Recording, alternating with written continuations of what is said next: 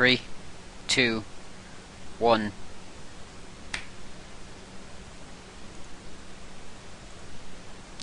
Hey, it's Porik here, and this is the thetogblog.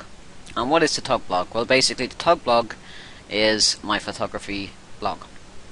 So, who am I, and why should you care? Well, basically, I'm an amateur photographer, hoping to go professional. Well, at least, get some work in photography. And I kind of thought I would kind of journal the route that's taken me, whether it be, through gear.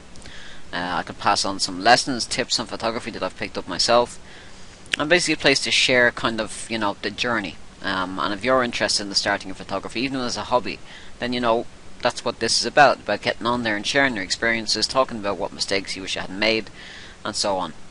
Now in this quick video, we're going to do a Lightroom restoration. Now Adobe Lightroom, I'm using version 3.4, hoping to get version 4 soon. But basically, what we're going to do is take a photograph and try and make it better, whether that be through fixing problems or adding effects or changing the color, whatever it might be. Now I recommend you get Adobe Lightroom. I think there's a 30-day trial on Adobe's website, so it's definitely worth a go for that.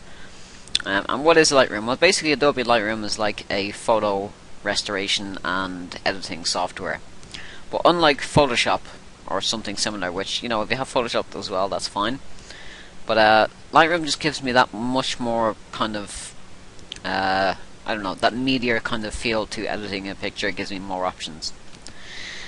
Now we're going to get started. I'm going to pop myself to the corner of the screen so as you can see the see Lightroom now. And we have this photograph here that I'm working on today. This is one I took myself. It was taken on a Canon Rebel K2. That's a EOS 3000V. And basically it's 35mm film. And basically there's a lot of problems with this picture.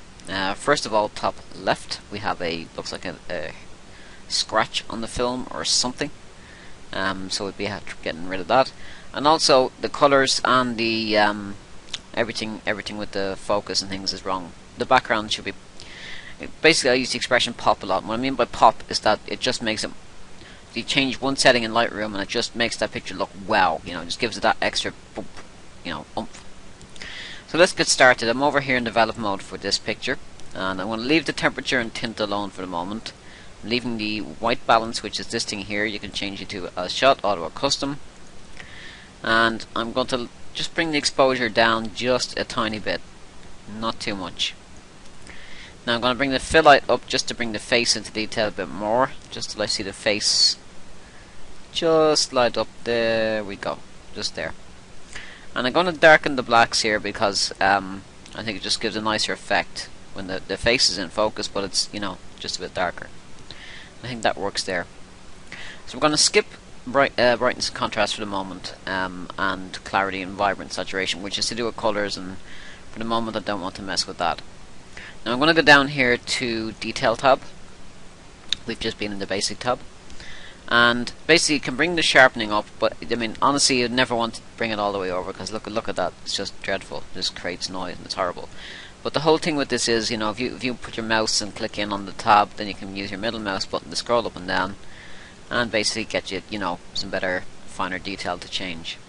But I'm going to the luminance here, because with 35mm film you have grain, digitally called noise or whatever, but yeah, there's a lot of it in this here along the bushes, along the sides there, so I'm going to bring that in and blur them out. Okay, I like that there. So what I'm going to do is bring the color blend up a little bit as well, and for now we're going to leave it there. We're going to go into effects. Now I don't recommend you do this with every picture, because if you overdo it, people will just be sick of seeing vignettes. But basically what I'm going to do here is I'm going to take the vignette, and if I apply plus, it will create a white vignette. If I go negative, it will create a black. So you can see that there. If I go plus, it brings in that horrible white effect. But if I bring it down just a little bit, not too much, we don't want something like this. But if you bring it down just that it's barely noticeable, just like that, I just think it makes your eye focus on the center, the image, which is the cat in this particular picture. So I'm going to bring the feather up just a little bit as well, because as I say, if I leave it there, it's not going to work. So I'm going to bring the feather up a little bit too. just about there. And I think if we press Y on the keyboard, that'll show us a before and after. And I think you'll agree already, you know, even with the picture as is, we'll zoom out there. Now if you look at the top right, top left now, that scratch or whatever that thing was is nearly gone, and we can finish that off in Photoshop if we wanted to, but I'm going to stick here for now. Now you'll see that the foreground colours have popped, and you'll see what I mean by the expression popped when I say that. It's not a fancy official term, it's just what I like to say when something pops out. So the foreground colours are definitely alright. The background I think needs a bit of work, and I'm going to go into my curve for this, which is here under tone curve. And I'm going to go to the lights, and I just might darken them a little. Actually, maybe no. Just darken them a little. And I'm going to go into my highlights. Ah, there we go. That's a lot better. Kind of want to match the vignette to the, you know, tone as well. I don't want to, you know, something like that where you can definitely see the vignette. So I'm trying to keep both. But yeah. Just going to bring the shadows up. That's a lot better there. Okay, so what I'm going to do now is just kind of give you a brief outline of what these things up here are. Now the selection tool, basically, the adjustment brush, beg your pardon. When you change things there, it doesn't change for the whole picture, only for where you apply like a mask in Photoshop. This is the graduated filter. Now I'm going to go out of Y. Now graduated filters are great for landscape shots and for shots where your sky is overexposed, and I'll show you that now. If I bring this filter down to here, now any settings I make in here will only be affected by a gradient within those lines, and I'll show you what I mean. I can bring the exposure down for the background, you see, and I can blow it out. And I think in this case we need that because the background is a little bit blown out, so we're just gonna, there we go, perfect. Just gonna bring the exposure down just for this gradient, remember, and we can even bring the saturation down a little bit if we wanted to. Dark, you know, make it, give it an effect if that's what you wanted. I know, just going to add a bit of saturation to that actually. But then we're finished. We're just going to hit close. And again, if I press Y, and I think you can see the difference there. In not saying the image is perfect, but you can definitely see that it's gone for an image of a cat that, you know, is kind of unfocused, a bit noisy and plain. And I think you can see there we've popped the colours out. That gradient has fixed the problem with the scratch. And I think it draws the eye closer to the center of the cat's eyes as well, which is what I like about it too. Now I'm going to go down to and deal with clarity and vibrance here, and press Y to go back to full screen view. Now I'm just going to show you what vibrance has an effect on this picture. Just going to start sliding it up. Now do you see the colours have just popped right out of the screen? But in my eyes that's too much, because look at the eyes, look at the cat's eyes. Cat's eyes are just popping out with it as well, so is the fur. So what I'm going to do is I'm going to bring the vibrance up to make the green really stick out. But I'm going to go down to my HSL or color black and white, whatever it is, but the saturation levels. Now his eyes are oranged in my mind, and the blacks need to come down as well. For now I'm going to bring the oranges down. And there you go, look at that. The eyes return to normal. And you can mess around with that and even, you know, bring it up, bring it down, whatever you like. But I think I'm going to bring it there. I like that there. So now what we're going to do, we're going to finish off by, I think, going back up to this, and we're just going to reduce the blacks again. And I'm going to change the tint. There. Now if we look at the image and have a look at what we've done, and as I say, this is just from my perspective, you know, from personal observations of the picture. We can see the scratch is nearly fixed, and the noise is gone from the levels of the top left. We have the cat now, his eyes are down, but the rest of the picture is nice and colourful. I think the greens really stick out more. Again, it's personal taste, I suppose, but, you know. Excuse me. So that's the whole point here, is you know, we've taken the picture, which wasn't a great picture to begin with, but I think using the vignette effect, and again, it's not something I'd use every time, just something, you know, once in a while for certain pictures, like this one, which I ruined because, you know, the photograph didn't take well, color wise, noise wise and everything.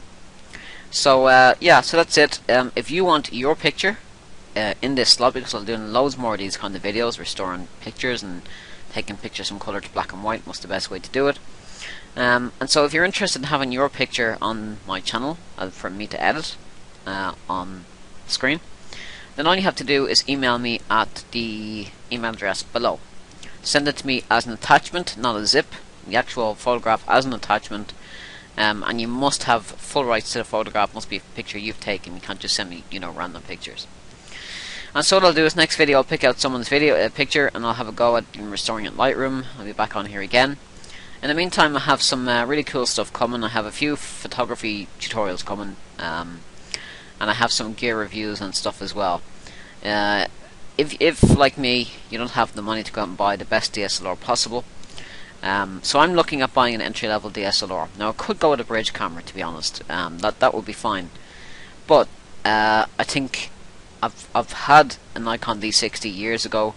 I've had I have the EOS, the Canon, which is great, and the lenses and everything else. So I think what I'm going to do is I'm going to start off with just an entry-level DSLR. Now I'm going to do tons of reviews, and I mightn't have the camera in my hand, but I'm going to go into shops, feel the camera, have a look at the camera, take some shots, and tell you what I thought of the camera, just as a general review.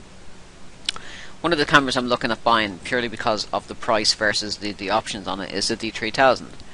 And I think the D3000 has a very, very nice package, considering what you get with it, and that you can use the lenses from the Nikons and everything else. So yeah, that's really it. Glad you come along. Hope you liked the video. Give me a thumbs up or subscribe, and for more videos. I'll be doing a few videos every day, and basically about Lightroom and other stuff, or else just talking to you about photography. As I say, it is more of a blog than anything else, so feel free if you want to hop over to my other channel, which is Complete Composition, YouTube, and right over there you're going to find lots of graphical explanations of camera stuff, but here basically I'll talk about what's relevant to what I'm doing at the time, certain shots or whatever else. So that's really it. Hope you liked it. That's the difference between the two images. And again, if you want an image to be edited here in Lightroom with me while I record and show me doing it, then send it to me at thetogblog@gmail.com. I'll put a link in the description. And we have a website coming soon, which is thetogblog.co.cc. And once that's up and set up, I'll jump on, make a video, and let you know that it's there. We're going to have a forum and a gallery where I share anyone wants to go up into the gallery, perfectly welcome. There's no obligation or no necessity for how to get on the gallery. Send me your image, it goes on the gallery. That's really it anyway. I hope you enjoyed the video. I hope you have got some experience from Lightroom now. You understand what it's about, what it can do. This is only a fraction, really only a fraction. That's it. Don't forget the thetogblog@gmail.com, and look out for Complete Composition as well for some other photography related stuff, more technical sides there. In the meantime, this is Porig from the Togblog, and I'll see you next time. Bye bye.